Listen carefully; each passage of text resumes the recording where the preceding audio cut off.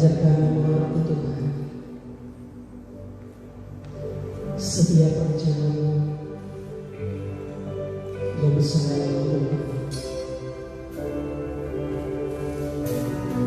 Karena seringkali kami tidak mengerti besar dalam hidup kami. Sering ku tak mengerti jalan-jalan-Mu Tuhan, bagai belah yang berat. Tanpa sering tanya, namun tetap percaya, jejak-Mu Tuhan sungguh sempurna.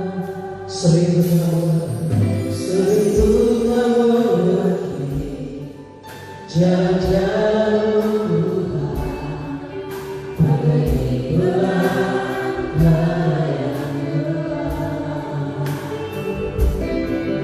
Tanpa seribu tanya, namun tetap percaya, jejak-Mu Tuhan sungguh sempurna. Ajarku memahami semua dekat ini, agar hidupku puaskan hatimu.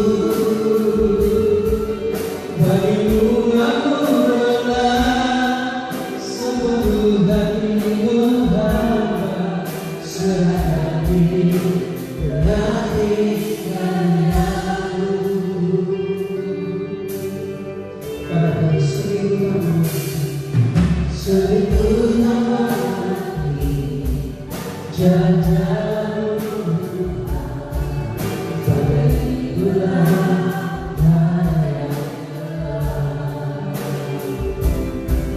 tanpa seribu tanya, namun tetap percaya, jejak-Mu Tuhan sungguh sempurna. Ajarku memahami semua yang Kau ingini, agar hidupku puaskan hatimu. Bagimu aku rela sepenuh hati menghamba, serahkan diri berarti ajarku. Ajarku memahami semua yang Kau ingini, agar hidupku puaskan hatimu.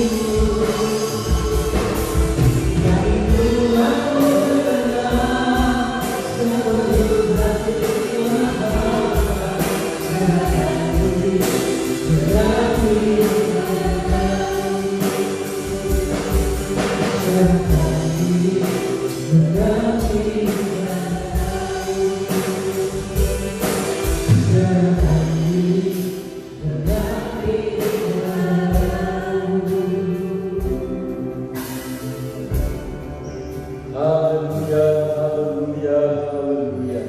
Mari kita berdoa. Kami datang di hadapan hadirat Bapa di surga di dalam nama Yesus Kristus, karena anugerah dan kasih-Mu bagi kami semua.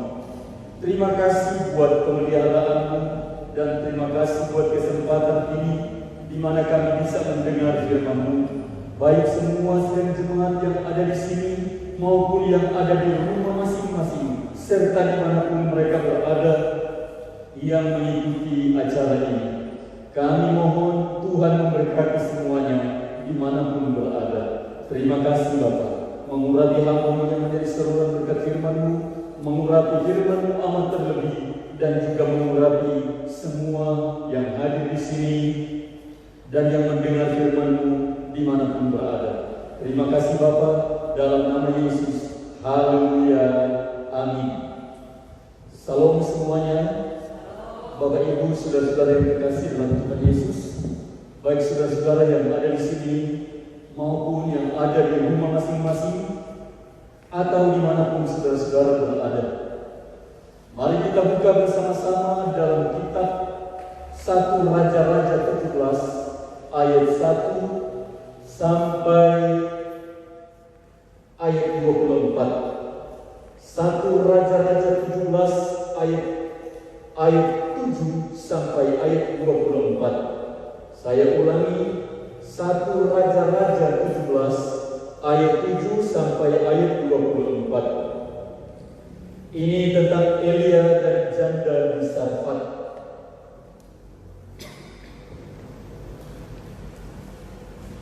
Saya baca untuk kita semua.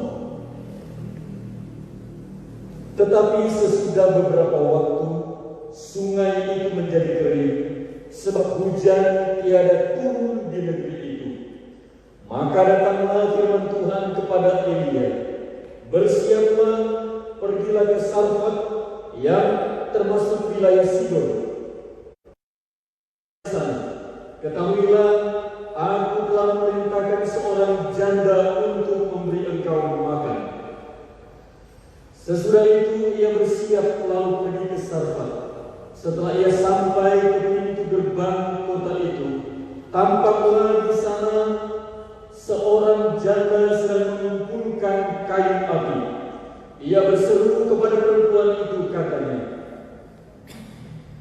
"Cobalah ambil bagiku sedikit air dalam pintu, supaya aku minum."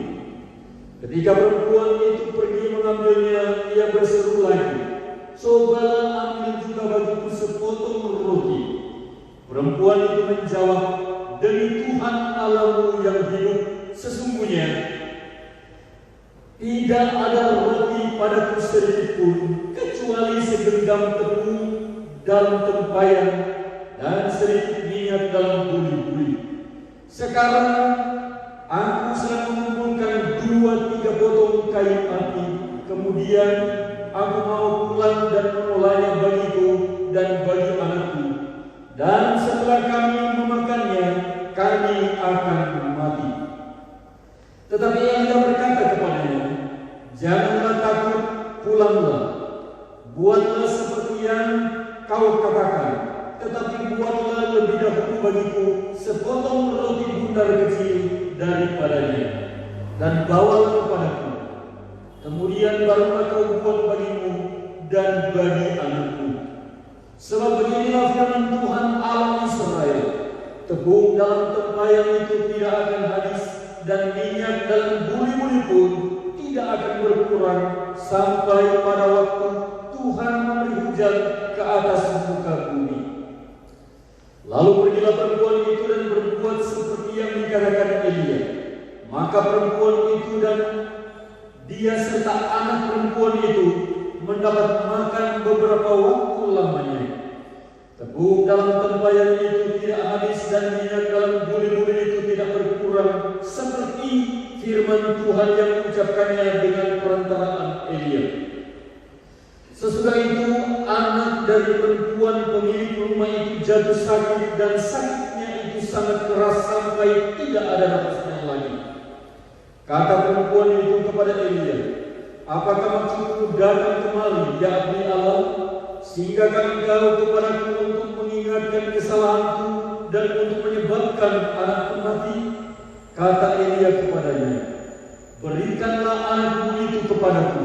Elia mengambilnya dari pangkuan perempuan itu dan membawanya naik ke kamarnya di atas dan membaringkan anak itu di tempat tidurnya.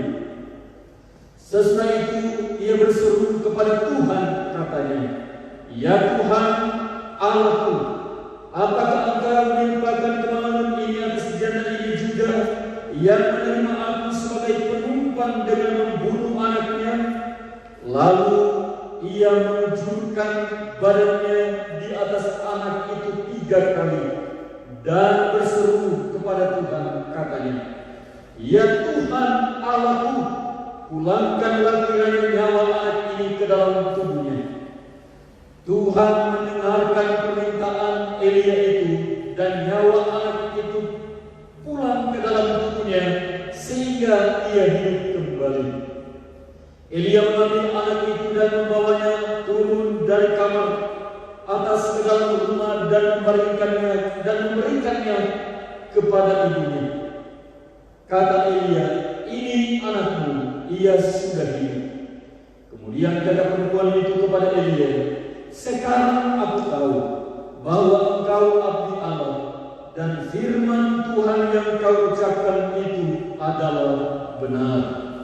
Nah, saudara-saudara yang kekasih dalam Tuhan Yesus, dari pembacaan firman Tuhan kita pada pagi hari ini, saya akan mengangkat satu topik, yaitu kesempatan terakhir dapat diubah oleh Tuhan menjadi awal yang baru dalam perjalanan hidup kita.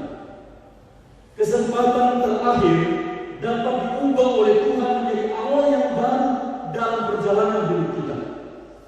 Cerita yang kita baca ini adalah cerita tentang Elia dan janda di negeri Sarfat. Peristiwa ini masih berhubungan dengan cerita yang kita dengar pada minggu kemarin, yaitu Elia ada di sungai Kerit dan dipelihara oleh Allah karena kelaparan melanda seluruh negeri itu pada zaman Elia ini. Lalu kemudian karena kelaparan terjadi di mana-mana, maka Elia pergi ke sungai Kerit sesuai dengan firman Tuhan. Lalu dia minum dari sungai itu, dan pagi dan petang dia mendapat makan dari makanan yang dihantarkan oleh burung gagak kepadanya. Lalu kemudian suatu waktu sungai Kerit pun menjadi kering. Waktu sungai Kerit menjadi kering, itu tidak menjadi akhir dari cerita tentang Nabi Elia, tapi kemudian itu menjadi awal yang baru dalam perjalanan hidupnya, karena Tuhan menyuruhnya pergi ke Sarfat di daerah Sidon, dan di sana Tuhan menyediakan seorang perempuan janda miskin yang kemudian memberi makan kepada Elia selama musim kemarau terjadi. Cerita ini sangat luar biasa, dan yang akan kita lihat di sini bahwa akhir cerita atau kesempatan terakhir dari Nabi Elia untuk minum di sungai Kerit, dan kesempatan terakhir untuk dia menerima makanan yang dibawa oleh burung gagak, itu bukan akhir dari segala-galanya. Karena kemudian Tuhan menghantar dia keluar dari kesempatan terakhir itu dan masuk pada satu musim yang baru. Begitu juga dengan kehidupan saya dan saudara-saudara sekalian. Barangkali dalam musim-musim yang sedang kita hadapi, ada banyak cobaan yang terjadi dalam hidup kita. Ada begitu banyak kesulitan yang kita hadapi, dan satu persoalan belum selesai sudah muncul lagi persoalan yang baru. Barangkali yang kita hadapi adalah kesulitan semakin berat, dan mungkin orang berkata dan saudara sendiri mungkin menilai ini adalah waktu yang terakhir yang sedang kita hadapi. Tapi bagi Tuhan itu bukan waktu yang terakhir, tapi Tuhan bisa mengubahnya menjadi awal yang baru untuk kita masuk dalam musim yang baru yang disediakan oleh Tuhan. Karena Tuhan adalah Allah yang Maha Kuasa, yang mengendalikan segala sesuatu di atas bumi ini, dan Tuhan dapat melakukan apa yang Dia mau, dan Dia dapat mengubah perjalanan hidup kita. Kadang-kadang Tuhan meminta kita sampai pada satu titik di mana kita melihat pintu yang tertutup dan tidak mungkin untuk dibuka. Dalam kondisi seperti ini, mata kita jangan terus melihat pada pintu yang tertutup, tapi pandanglah kepada Tuhan, karena Dia bisa membuka pintu yang baru bagi kita, sehingga pintu yang tertutup selalu tinggal kita katakan, karena kita punya pintu yang baru yang dibuka oleh Tuhan. Dan Dia meminta kita masuk pada satu musim yang baru, tentu yang penuh dengan mujizat-mujizat yang dikerjakan oleh Tuhan. Mujizat-mujizat masa lalu yang sudah kita alami itu hanya menjadi bagian cerita hidup kita, tapi pada hari depan Tuhan mau kita mengalami sesuatu yang baru yang datang dari Tuhan. Sungai Kerit tidak dua kali Elia ada di sana pada musim panas, tapi hanya satu kali. Tapi kemudian Tuhan menghantar dia masuk pada musim yang baru yang lebih dahsyat dan luar biasa lagi. Karena Tuhan mau pengenalan akan Tuhan tersebar di mana-mana. Cerita tentang kemuliaan Tuhan dan kemahakuasaan yang tidak terbatas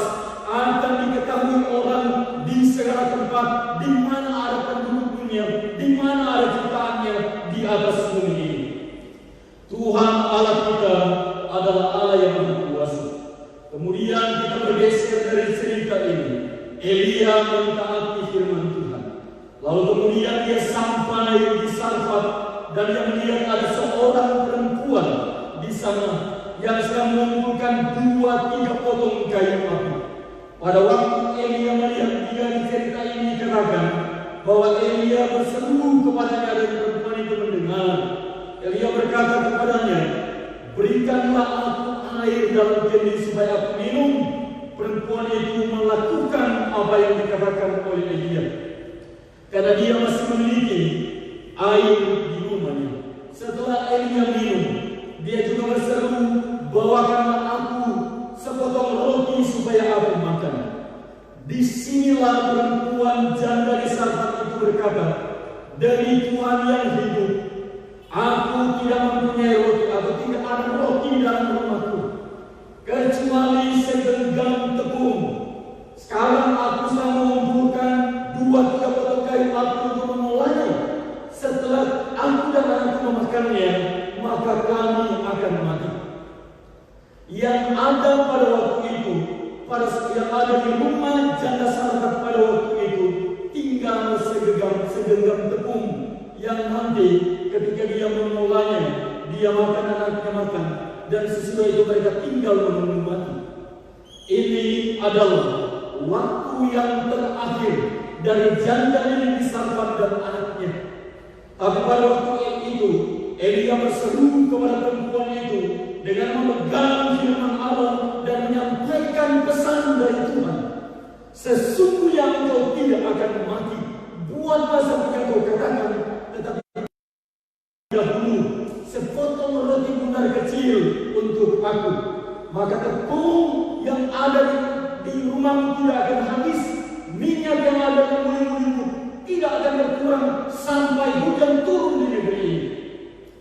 Janda di negeri Sarfat pun melakukan apa yang difirmankan oleh Tuhan melalui Nabi Elia. Lalu apa yang terjadi dalam cerita ini? Kesempatan terakhir dari janda di negeri Sarfat dan anaknya itu diubah oleh Tuhan sehingga mereka masuk dalam satu musim yang baru, masuk dalam kesempatan yang baru yang dibuka oleh Tuhan. Mereka mengalami mujizat demi mujizat. Mereka mengalami lawatan Tuhan demi lawatan Tuhan. Mereka mengalami segala sesuatu yang mereka butuhkan selama musim panas terjadi. Dan ini semua terjadi oleh karena Tuhan. Saya dan saudara-saudara sekalian ini mungkin juga sedang mengalami apa yang dikatakan kesuraman-kesuraman yang datang menghadang dalam perjalanan hidup kita. Kadang-kadang mungkin kita berpikir ini adalah waktu yang terakhir. Tapi waktu yang terakhir bagi kita itu bukan waktu yang terakhir bagi Tuhan. Kesempatan yang terakhir bagi kita itu bukan kesempatan yang terakhir bagi Tuhan. Barangkali ekonomi kita semakin memburuk sekarang ini, tapi itu bukan akhir dari cerita hidup kita.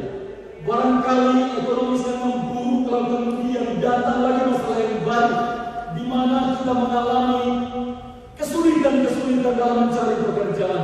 Barangkali ada yang dari saudara-saudara yang sudah di PHK oleh karena situasi. Apa yang harus kita lakukan ketika mengalami kesulitan yang bertubi-tubi seperti ini? Pandang saja kepada Tuhan. Karena barangkali perusahaan saudara-saudara bekerja juga terpaksa harus melakukan itu karena sudah tidak ada jalan lain. Dan bagi mereka itu adalah kesempatan terakhir bagi saudara-saudara. Tapi bagi Tuhan itu adalah awal yang baru untuk kita masuk dalam musim yang baru. Kadang-kadang menyangkut kesehatan kita. Barangkali kita mengalami satu penyakit yang luar biasa, sehingga kita berpikir mungkin ini adalah waktu yang terakhir untuk kita bersama-sama dengan keluarga kita. Ini waktu yang terakhir kita bersama-sama dengan anak-anak kita. Ini mungkin kita pikir waktu yang terakhir untuk kita melihat anak-anak kita atau cucu kita. Tapi ketahuilah itu bukan akhir dari cerita hidup kita kalau kita memandang kepada Tuhan. Karena Tuhan bisa mengubah waktu yang terakhir menjadi awal untuk kita masuk dalam satu musim yang baru, dalam satu cerita yang baru bagi kemuliaan nama Tuhan. Perjalanan hidup kita jika ada dalam tangan Tuhan, Tuhan selalu punya cara, Tuhan selalu punya rencana yang terbaik sesuai dengan apa yang difirmankannya. Dalam Alkitab sudah diceritakan bahwa kadang-kadang umat Tuhan dituntun oleh Allah masuk dalam musim yang begitu suram, tapi hanya satu rencana Tuhan, yaitu agar orang-orang tahu, agar umatnya tahu Tuhan sanggup memelihara anak-anaknya walaupun masuk dalam musim yang suram. Selalu ada jalan keluar dari Tuhan untuk menuntun anak-anaknya masuk dalam musim yang baru, kesempatan yang baru yang tentunya penuh dengan kemuliaan Tuhan. Setelah Elia dipelihara oleh Tuhan bersama dengan janda Sarfat dan anaknya, itu juga belum menjadi akhir dari cerita tentang Elia ada di Sarfat bersama-sama dengan janda di negeri Sarfat ini. Karena dalam cerita ini dikatakan bahwa setelah beberapa hari anak perempuan itu jatuh sakit sampai tidak ada nafas lagi, berarti anak itu sudah mati. Kalau kita mengikuti cerita ini, bahwa perempuan di Sarfat dia adalah seorang janda. Kemudian dia mentaati Tuhan di tengah-tengah kekurangannya. Dia mentaati Tuhan di tengah-tengah keterbatasannya. Dia mengutamakan Tuhan dan melakukan firman Tuhan walaupun dia harus melakukan itu sebuah pengorbanan. Tetapi kemudian Alkitab menerangkan kesedihan dari perempuan itu setelah mengalami mujizat adalah anaknya meninggal dunia. Mungkin secara manusia itu adalah kesempatan terakhir bagi janda di Sarfat untuk melihat anaknya kemudian menguburkannya.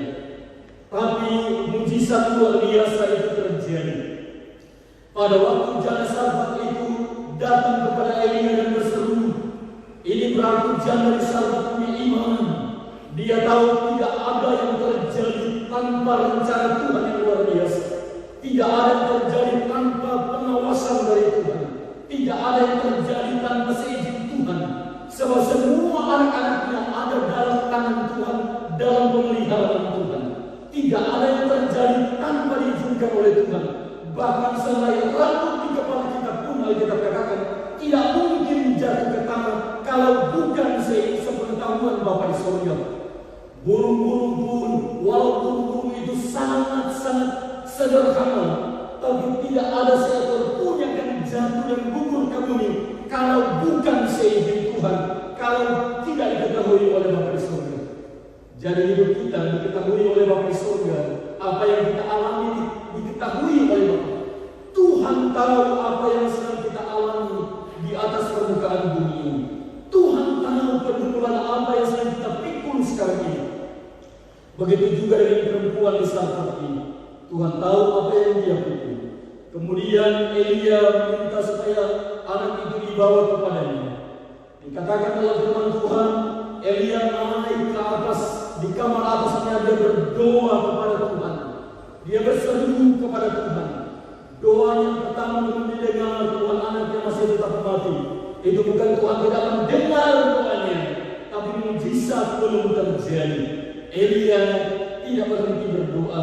Perempuan di Sarfat itu pun yang adalah seorang janda tidak berhenti berharap sampai akhirnya Tuhan menyatakan mujizat di mana anak itu disembuhkan kembali oleh Tuhan atau dihidupkan kembali oleh Tuhan karena nyawa dalam tubuhnya kembali kepadanya.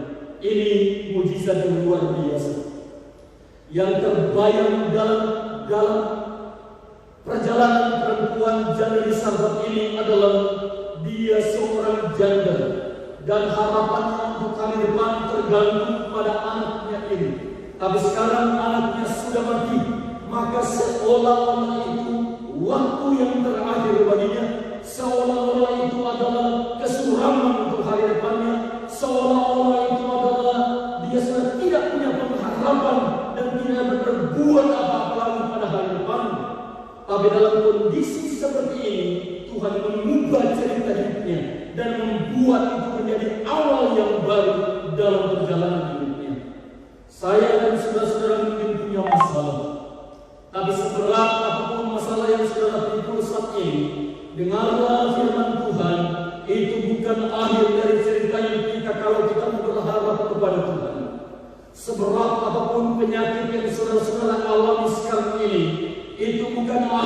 cerita hidupmu dalam kebersamaan dengan keluarga dan anak-anakmu atau dengan orang tuamu, kalau kita tetap berharap kepada Tuhan, seberat apapun persoalan yang kita hadapi dalam pekerjaan dan usaha kita, itu bukan akhir dari cerita hidup kita. Kadang Tuhan akan mengizinkan semua itu terjadi supaya kita tahu bergantung kepada Tuhan dan melihat karya Tuhan yang tidak terbatas bagi saya dan saudara-saudara sekalian sebagai anak-anaknya. Kalau sekarang bangsa Indonesia dan seluruh bangsa di dunia sedang menghadapi persoalan menyangkut virus corona yang sedang merenggut banyak nyawa, maka yang harus kita lakukan adalah tidak berhenti berharap. Yang harus kita lakukan adalah tidak berhenti berdoa. Yang harus kita lakukan adalah saling menguatkan satu dengan yang lain, mematuhi protokol kesehatan dan tetap berharap bahwa suatu hari musim yang penuh derita ini akan berakhir dan kita akan masuk dalam musim yang baru yang penuh dengan kemuliaan dan harapan sebagaimana yang dijanjikan oleh Tuhan. Kalau janda di Sarfat telah ditolong oleh Tuhan, kalau Elia telah ditolong oleh Tuhan dalam masa di waktu mengalami musim-musim dan hari-hari yang penuh penderitaan, di mana mereka mengalami waktu yang terakhir bagi mereka, maka Tuhan juga akan tolong saya dan saudara-saudara sekalian pada saat kita mengalami masa-masa yang penuh dengan kesulitan, apapun masalah yang sedang kita hadapi itu. Jangan berhenti berharap pada Tuhan dan jangan berhenti berdoa sebagaimana yang dilakukan oleh Elia. Dia terus berdoa sampai jawaban itu datang. Sebagaimana yang dilakukan oleh janda di Sarfat, dia terus berharap sampai bisa terjadi. Sebagaimana yang Allah lakukan pada waktu itu, pada saat tidak ada jalan, Tuhan buka jalan. Pada saat semuanya seolah-olah suram, Tuhan menghentam Elia dan janda di Sarfat serta anaknya itu masuk dalam awal yang baru yang penuh kemuliaan. Jadi saudara-saudara yang dikasihi dalam Tuhan Yesus Kristus, tetaplah berdoa, tetaplah berharap, dan pandanglah Tuhan. Walau situasi kita semakin memburuk saat ini, walau kondisi hidup kita, kondisi keuangan kita, kondisi keluarga kita, kondisi usaha kita mungkin semakin memburuk saat ini, bahwa peganglah janji Tuhan. Itu bukan akhir dari cerita hidup kita. Itu akan menjadi awal yang baru untuk kita masuk dalam musim yang baru, rencana Tuhan yang baru bagi kita semua. Kalau kita telah percaya dan bersyukur kepada Tuhan, ada Tuhan di surga yang telah menciptakan segala-galanya, yang telah menciptakan kita, yang menginginkan kita akan bersekutu dan berdoa kepadanya dimanapun kita berada. Muliakanlah Tuhan, pegang janjinya, maka kesempatan yang terakhir yang dibawa oleh Tuhan menjadi awal yang baru dalam perjalanan hidup kita di atas bumi ini. Tuhan memberkati kita semua. Mari kita siapkan hati kita mau masuk dalam doa dan menyanyikan pujian penyembahan pada Tuhan untuk kita menyembah Tuhan. Katakan, saat kita melihat jalan, saat kita tidak melihat apa yang terjadi dalam jalan hidup kita, maka kita hanya bisa memandang kepada Tuhan. Tuhan adalah Allah yang bisa membukakan jalan bagi kita semua. Haleluya.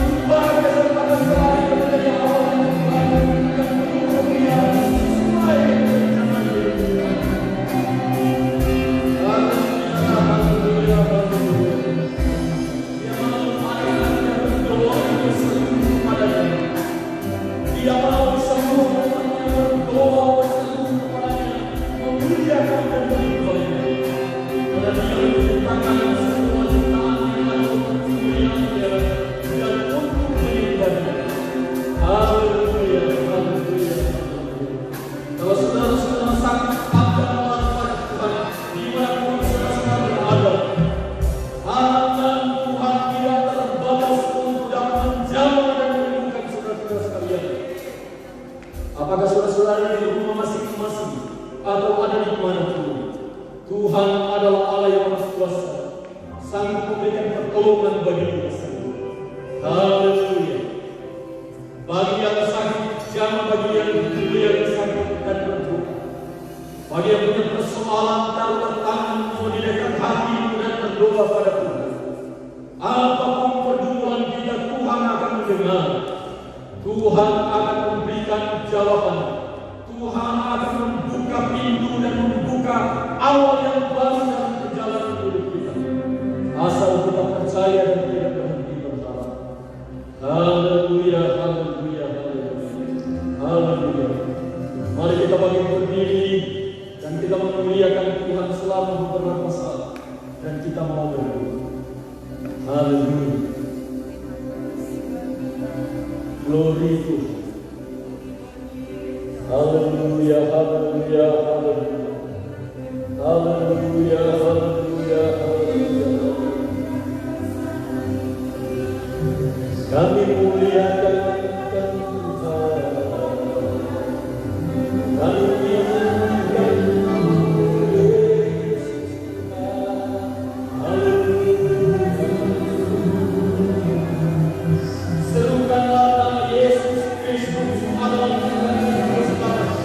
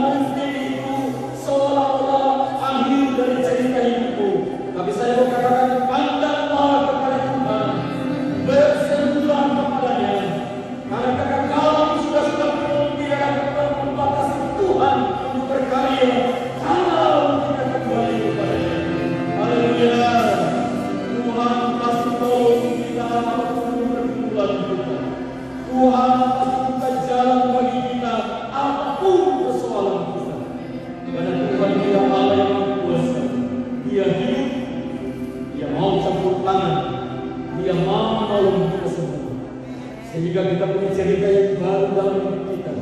Cerita tentang kemuliaan Tuhan, cerita tentang kebesaran Tuhan, cerita tentang Tuhan Sang Pencipta yang telah menciptakan segalanya, cerita tentang Yesus Kristus Juru Selamat dan Tuhan kita. Cerita yang luar biasa bagi penyelamatan yang datang dari Tuhan Allah yang Maha Kuasa. Haleluya, haleluya, haleluya. Terima kasih Tuhan. Kami percaya karya yang sedang terjadi di rumah masing-masing dan karya yang sedang terjadi di tengah-tengah kami, dan karya yang terjadi dimanapun ada anak-anak yang mengikuti siaran ini. Ketika mereka percaya dan berseru kepadamu, akan terulur bagi mereka masing-masing untuk memberikan pertolongan dan mengubah perjalanan hidup kami masuk pada musim yang baru yang penuh dengan kemuliaan Tuhan sesuai dengan rencana. Berkati firman-Mu kiranya itu menjadi berkat bagi kami semua yang mendengar firman. Terima kasih Bapa, terima kasih Bapa. Sebentar kami akan memberi persembahan, baik yang diberikan secara langsung di tempat ini maupun yang dikirim ke akun gereja. Kiranya Tuhan memberkati semua jemaat yang memberikan persembahan dimanapun berada, dan janji-Mu digenapi sesuai firman-Mu. Dalam nama Yesus, haleluya, amin. Beri kemuliaan bagi